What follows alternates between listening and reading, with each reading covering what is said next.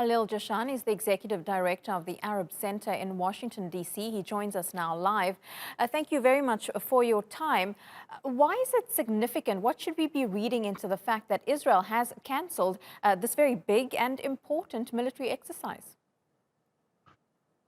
It's very significant in the sense that this day, which started Jerusalem Day, they call it, started back in 1968 to celebrate from an Israeli perspective what is known as the reunification of Jerusalem. Now, with the events of the past few weeks, particularly last week's events, add to that the fact that the Israeli government had to order at least a partial cancellation of this celebration indicates, if you will, the failure of the Zionist enterprise in terms of both the continued occupation of Palestine and specifically the so-called reunification in Jerusalem. As we have seen, all of us globally, worldwide, Jerusalem is neither unified nor peaceful. Well, this violence that we've seen over the last few days is some of the worst in quite a while. What do you expect to happen next? I think the situation is very tense. It remains so. The Israelis have kind of set the pace for how the people are reacting. Enough is enough, as Palestinian youth have indicated as they went to the streets over the past few days. This is not an issue, as we have heard from the Israeli spokesperson a minute ago. Mark Regev is always intoxicated with his own verbosity, like his boss, Netanyahu.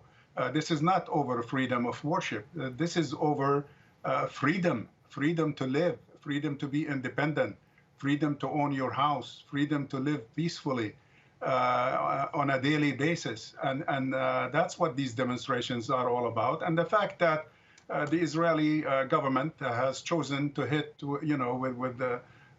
with a hand of steel, if you will, its heavy-handed approach has kind of determined the response. And I don't think that will change.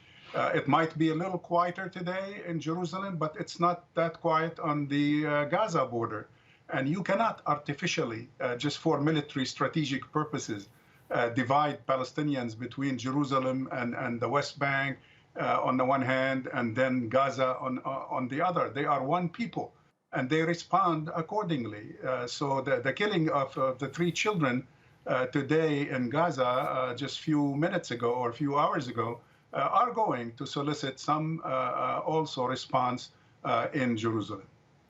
Khalil, for such a long time, people have been talking about a two-state solution for this region. We don't really seem to be any closer to some sort of a resolution. What do you think are the options now here for both sides with regards to this?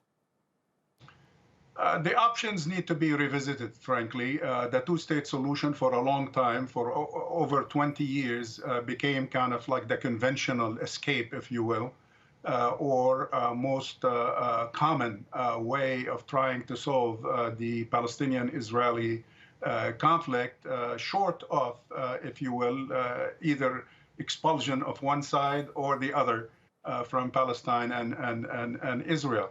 Yet Israel has not responded positively to this proposal. It has wasted many years of a peace negotiating process that could have produced some kind of mutually acceptable solution. So now we're stuck at the end of this process, the demise of the two-state solution, yet we are without an alternative.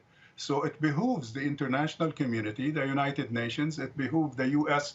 That arrogated to itself the right to mediate this conflict. It behooves sane Israelis who would like to have some sort of a political agreement with the Palestinians.